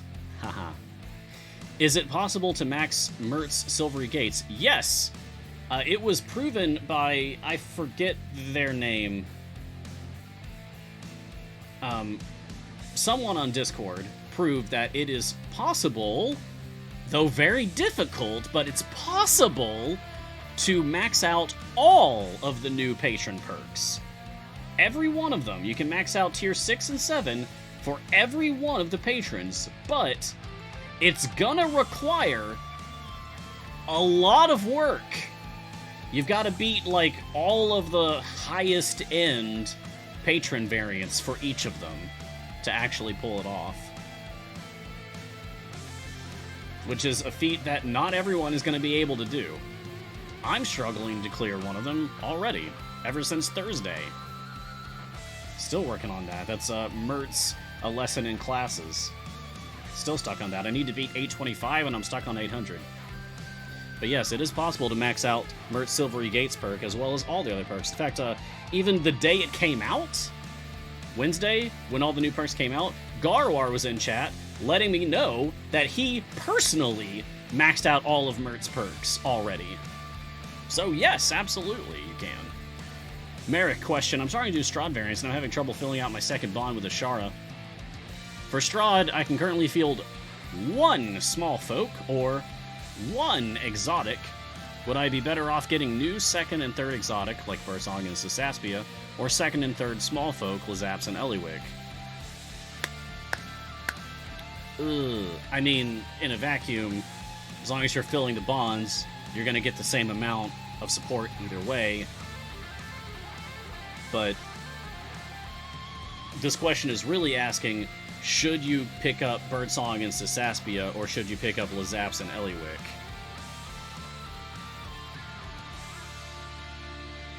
Sasaspia is good healing. But the question is really the support level. The thing about Eliwick is that she can be good, but it's all RNG. Like, you could just get dealt a bad hand of cards as you're playing up through the game, as you're playing up through your adventure. I'm not a gambling man. In that situation, just between the two pairs that you've offered here, Birdsong plus Sasaspia or Lazaps plus Eliwick, I would personally go with Birdsong and Sasaspia.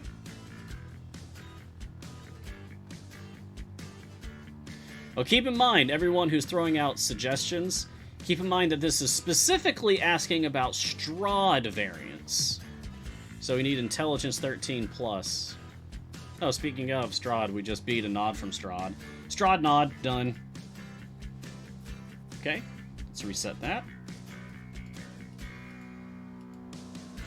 30 minutes left in the show, by the way, so again, if you've got questions, hit me up. That's why I'm here. Let's jump somewhere else. Let's go to Tomb. Nope, no, nothing in Tomb. Let's go... yeah, Waterdeep. Big city adventure. We could do Distracted Escape, or we could do Review by the Blackstaff. Let's do Review by the Blackstaff. What's up, Vajra? Good to see you.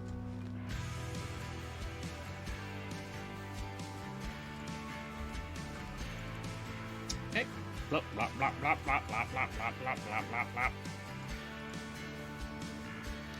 Ooh, I need 2 tanks in here if I can manage it. Well, there we go. Ayla and Celise. Perfect. Easy. Okay, now I'm not going to worry about that. Oh, maybe I should actually pick out who my time gate is. Who do I want? Oh, is it going to be Barrowin? Barrowin's down 2 epics. Morgane's only down 1. It's going to be Barrowin. Choose you, Gold Dwarf. Cool. You know, Barrowin is going to be in Champions of the Realm. We haven't spoken a lot about Champions of the Realm. I feel like I'm the only show that's even mentioning it.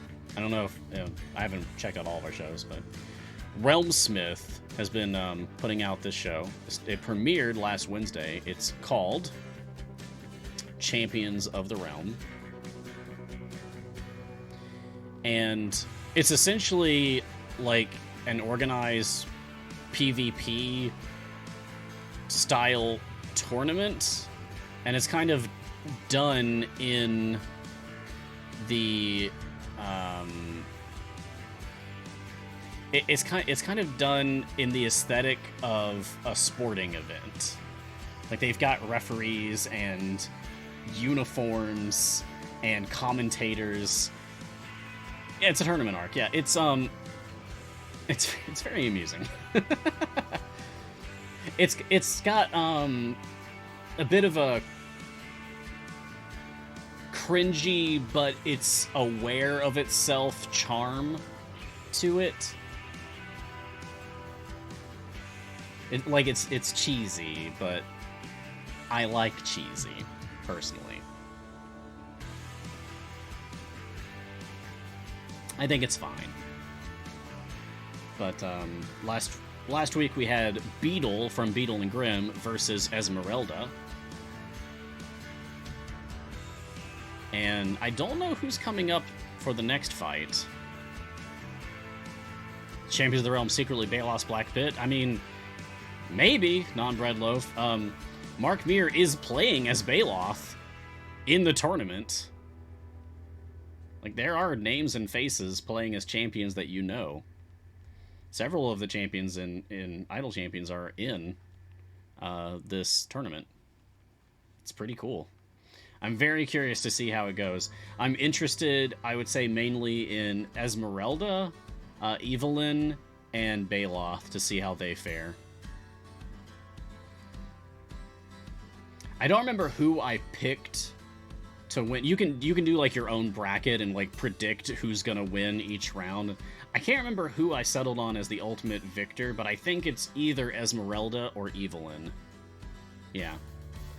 Human is in Champions of the Realm. Oh, yeah, that's right. I think what's coming up is Vlanya. Yeah, Vlanya versus Human, which is really interesting because they are in the same slot, for that matter. So that feels like a grudge match. Well, because they're in direct competition in Idle Champions, after all. It's fun.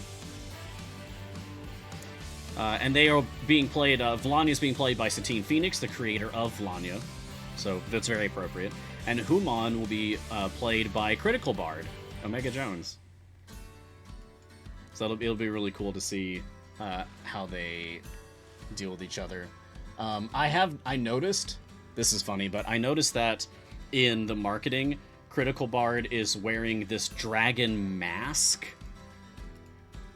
for basically costuming as Human, because Human is 3 kobolds in a trench coat pretending to be a human, right?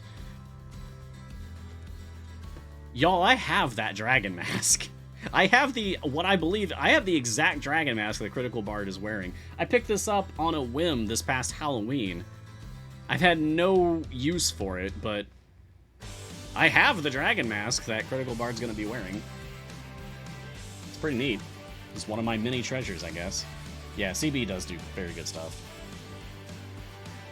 Wait, Human isn't just some guy? I misspoke earlier. Human is a human. And a friend to us all. Merrick, nope, did that one. Lucky Rodent, if you're a mid-game player, is a second core main priority? Low priority? When is it ideal to focus on extra cores? I mean, I'd say just get the fast core. And don't worry about it so much. For 500,000 gems, I don't feel like the strong core is really worth it, unless you just really, really, really love a particular high-strength DPS champion, and you want to do all of your stuff around that champion, like Krond, for example, or Archon. Yeah. You get your modest core for free for doing Split the Party. You get your fast core for doing Split the Party 2. And then great. Good for you. I don't think there's really a huge need for the strong core currently.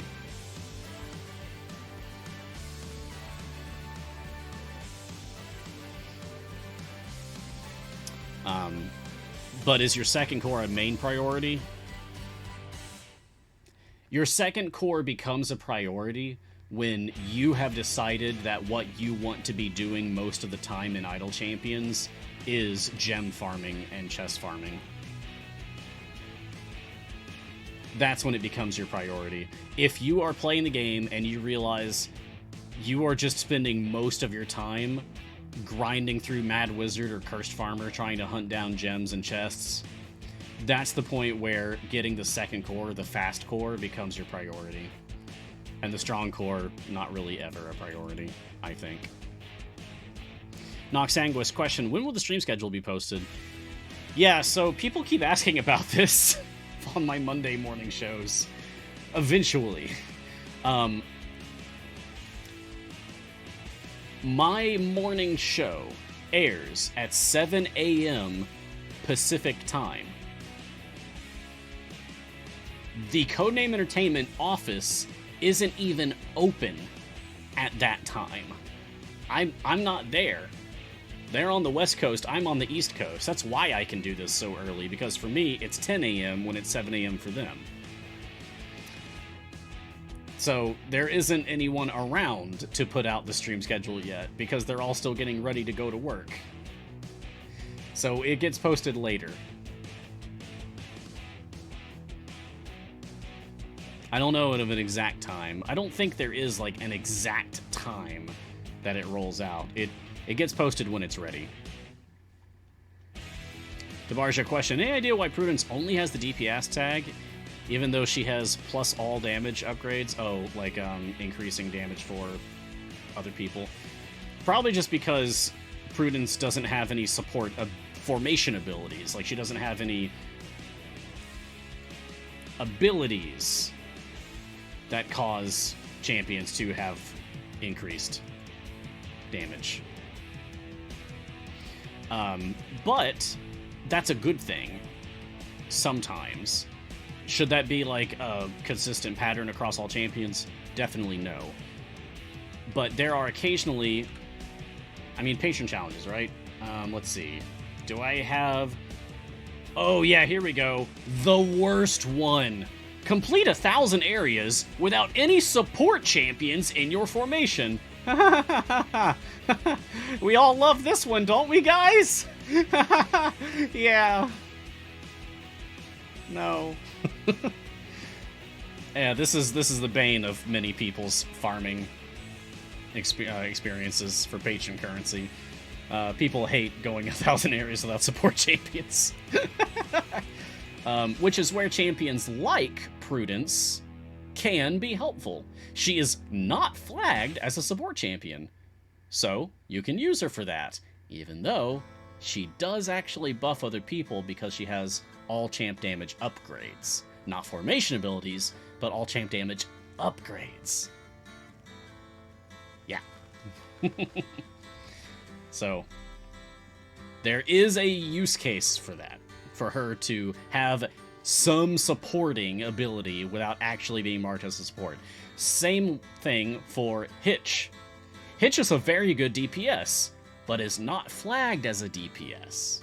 So when you've got patron challenges, or maybe there'll be a variance or something that prevents you from using any DPS champions, cool, use Hitch.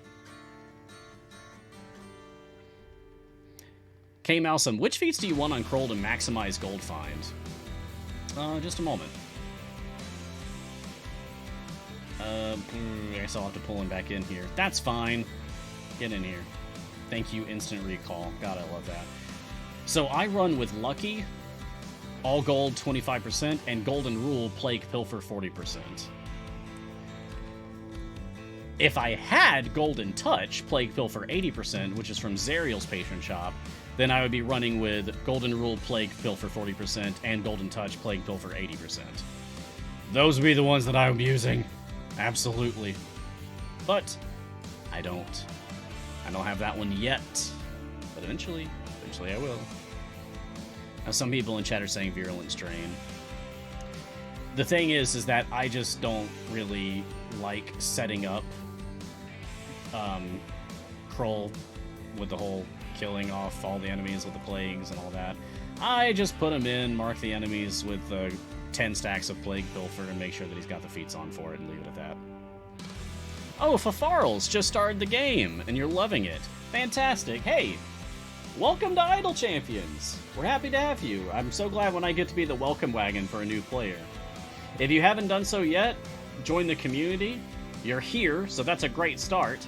But we have lots of places that you can talk to folks about Idle Champions, and I strongly recommend it, not just because, like, oh yeah, no, it helps keep the game alive. No, I mean, like, because it legitimately will help you enjoy the game more. I wouldn't be here doing this if Idle Champions didn't have a kick-butt awesome community. I got the string. The string fell into the teacup and it ended up in my mouth. Oh! I keep forgetting to even mention this. I also have a lavender blueberry black tea over ice. It's quite refreshing. So I'm really going for, like, fruity teas today, I guess, but complicated ones. They could use some more sweetener, I think. I've got some agave nectar back in the kitchen. I think I'm gonna drop into this for my next class. Just up the sweet just a little bit more. Foolish Genius, thoughts on Rust? I'm late if you talked about him. I'm excited. I think he's cool. I like the art. I like his abilities. I like what he brings to the table, and I like the slot that he's in, because we don't have a dedicated Goldfind champion in slot 11, and now we will. We will have Rust on the harbor. But do I have a firm analysis or evaluation of him yet? No, because he's not in the game. I'm excited. But just like all of you, I have to wait for Wednesday. And I will. Midnight Griff, what are the best feats to use for Artemis? Ooh. That's a good question. And a new one. I don't think anyone's ever asked me that before. So I'm working with Jeweled Power 20% and 40%. But also, I'm not an Artemis main.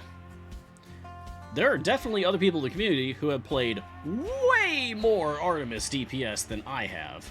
So, if that sounds like you in chat, sound off, tell me what you got. Because I just assumed Jeweled Power 20 and 40 would be the go-to for this. But I could be wrong.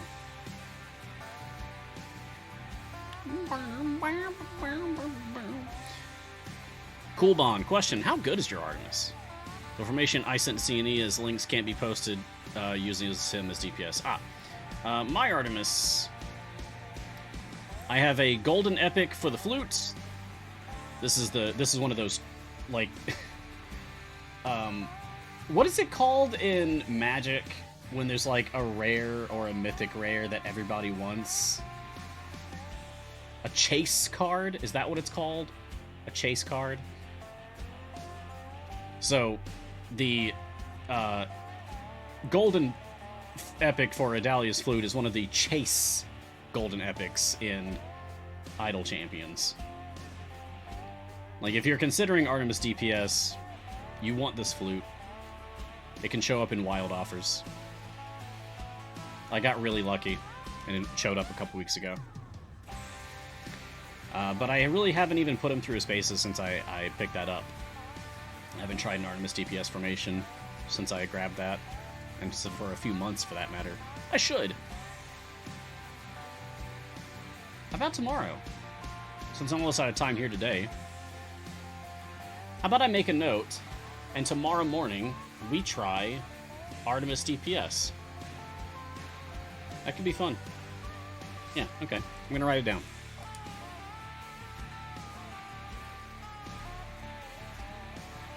Artemis DPS. Alright. And we'll give it a try. Yeah, Artemis could replace my Zorbu. It's a good point. With that golden flute, he might be better than my Zorbu.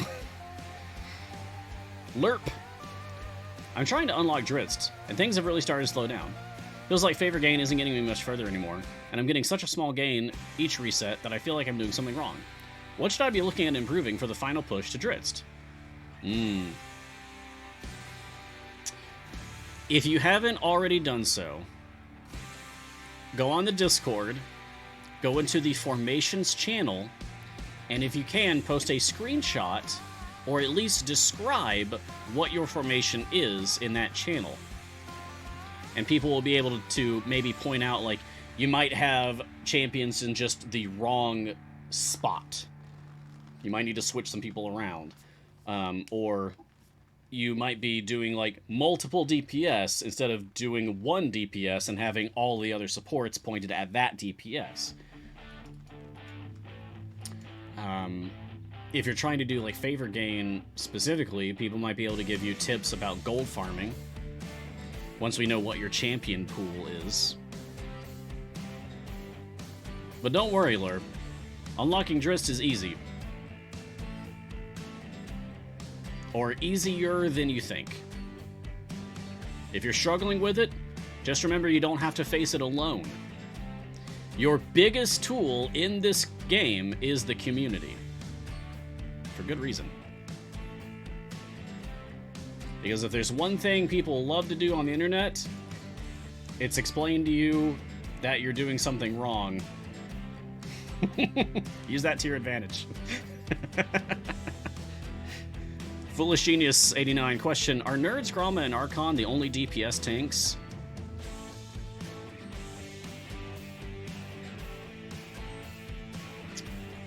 Yes, I believe so. You know what? There is a place I can check. Good old Cleo.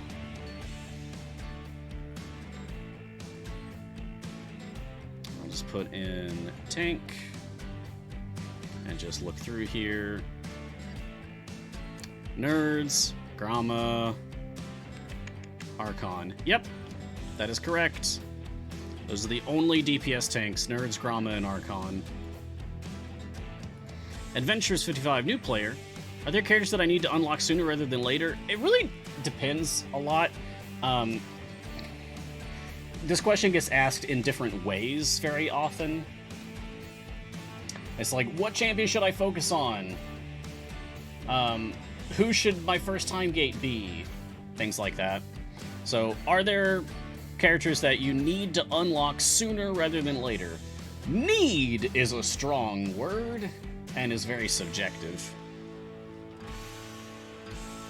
Are you a Critical Role fan? Then maybe you need to unlock Spurt, because this is the Spurt from Critical Role.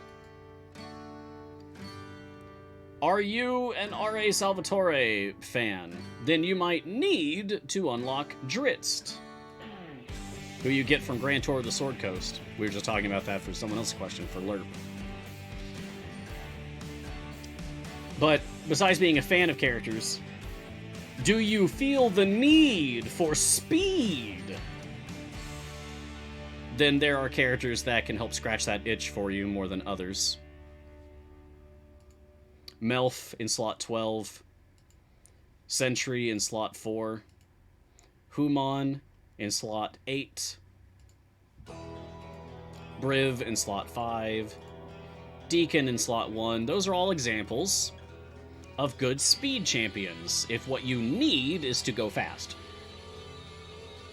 Melf in slot 12. That's great, Snob. That's my kind of stupid. So it really depends on what you mean by need. Do you need power? Okay. I mean, there's definitely like a best in slot, arguably, for each slot, just in terms of sheer power. But then that also is going to also vary depending on if you're just playing in a vacuum, just a free play without any patrons on, or if you're going to be using patrons.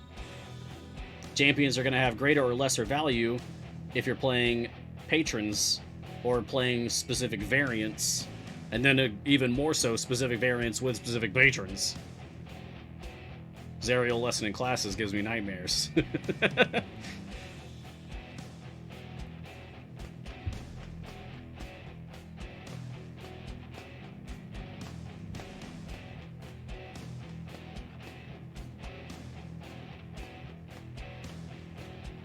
Riffraff asking, did anyone ever post the link to Neil's guide? Or the other one? Oh, I can post the link to Neil's guide myself. I got you on that one. Just a moment. There you are. I just posted the link to Neil's reasonably easy patron variants. It's a useful spreadsheet for checking out which adventures, which variants for different patrons are going to be easier than others. Now, it's all subjective, your mileage will vary, but it's a good starting point, right? It's a good jumping off zone.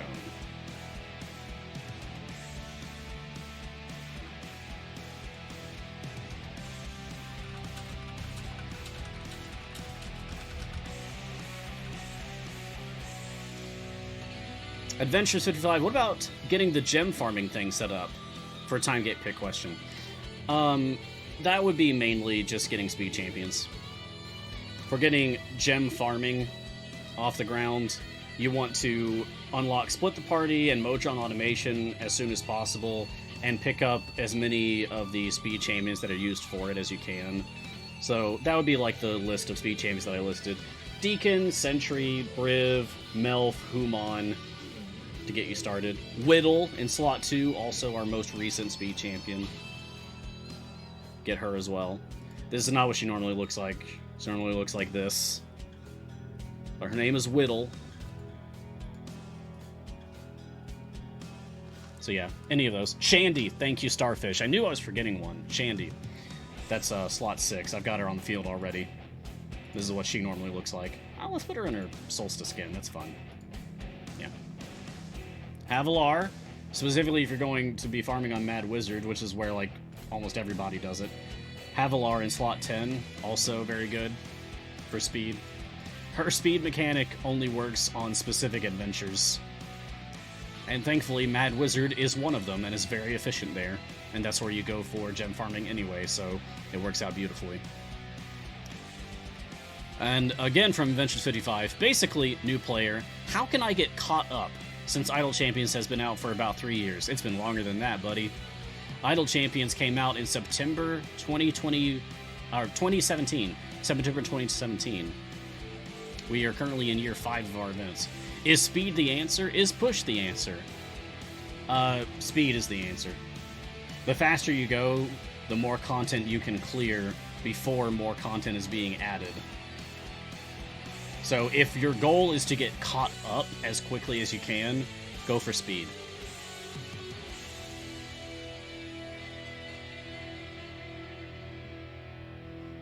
Penlair, yes, it's true that speed champions only work in the foreground party. But to kind of mitigate that, there was an update a couple months ago now where they changed it so that it used to be that background parties progressed stages at a rate of 1 stage per 60 seconds, but now it's a rate of 1 stage per 40 seconds. So a 33% uptick in background party area progression. So, although speed mechanics don't work in background parties, they just flat out made background parties faster to kind of compensate for it.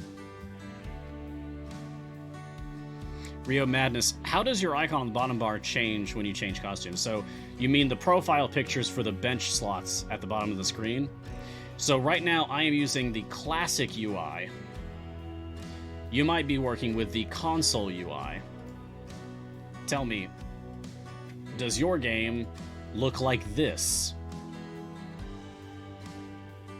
If your bench boxes at the bottom of the screen look like this, then you are using the console portraits.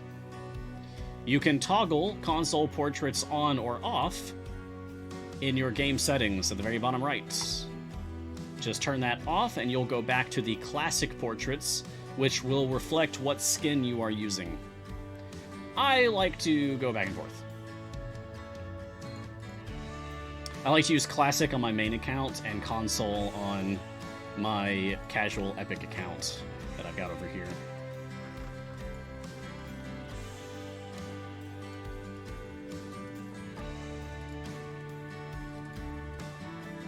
I'll take Life. I'll take Shield Master. There we go. That's better. Have any chest open? Nope. Alright. That's fine. It's slow going, but I am going to get this Zorbu unlock. And then that'll get interesting. Going into events. Oh, yeah. Alright, back to the main game. 9while9, how to show all champions you currently have. That's also in your game settings. So it's this option right here, narrow bench boxes. Make sure that narrow bench boxes in the bottom right is checked. If there's a check on narrow bench boxes, then they will be squeezed in. Like shrunk down and squeezed in to make sure that they all fit at the same time. No more scrolling. Hallelujah. That was annoying to do for several years. Oh, I forgot to show this off over the weekend. Found this. This is an Earl Grey tea chocolate bar. Yes, I have already devoured it. But I kept the wrapper to show you guys. It's also just beautiful to look at. But for a while, I suspected, like, somebody's got to have made this, right? Because one of my favorite things to pair with a good tea is chocolate. Someone has to have made tea chocolate. Somebody has to. Yes, someone did. Leith, apparently, made an Earl Grey tea dark chocolate bar. It's Leith. It's really good. And I say that as someone who doesn't like dark chocolate. But I very much enjoyed that.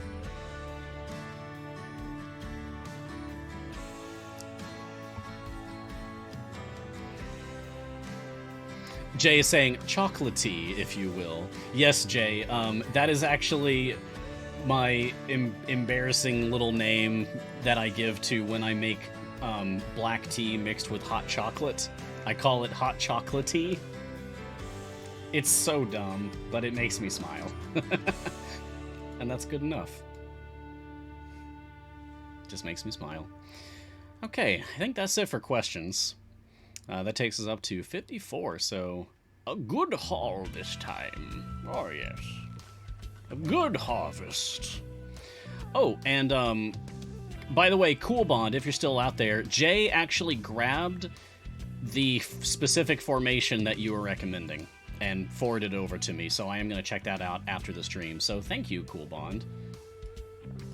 I will be checking that out and giving it a shot. Okay, so let's see. What else? Because we got to be wrapping up here in just a minute.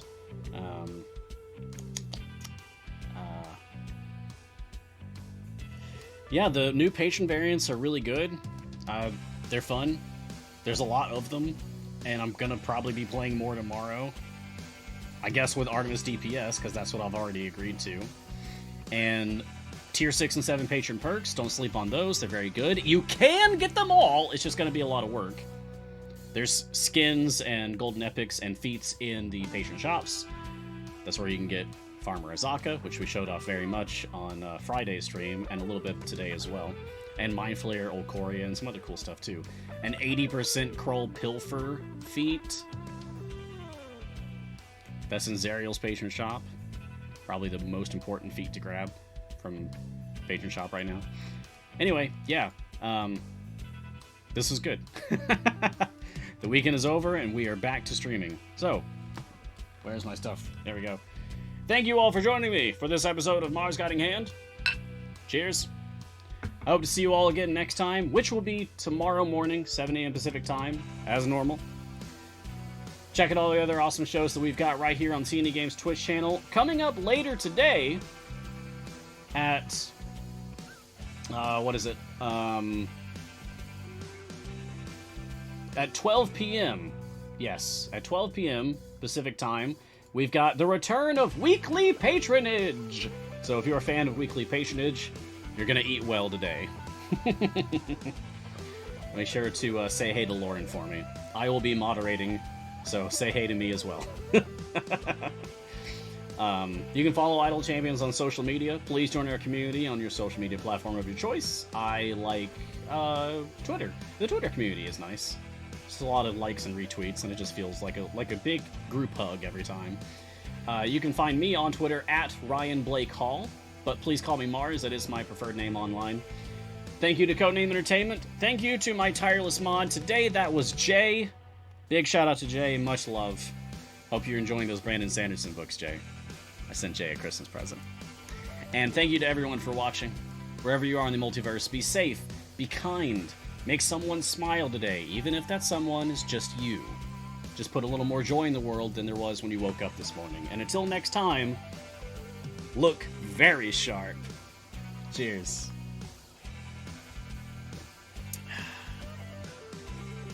Good stuff. I think that might be Lauren's first stream of the year. I can't remember if Lauren streamed anything last week.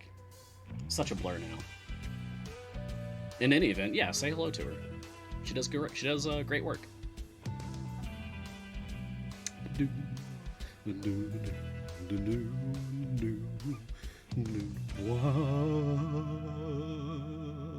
One day I'll stop singing, but it's not today.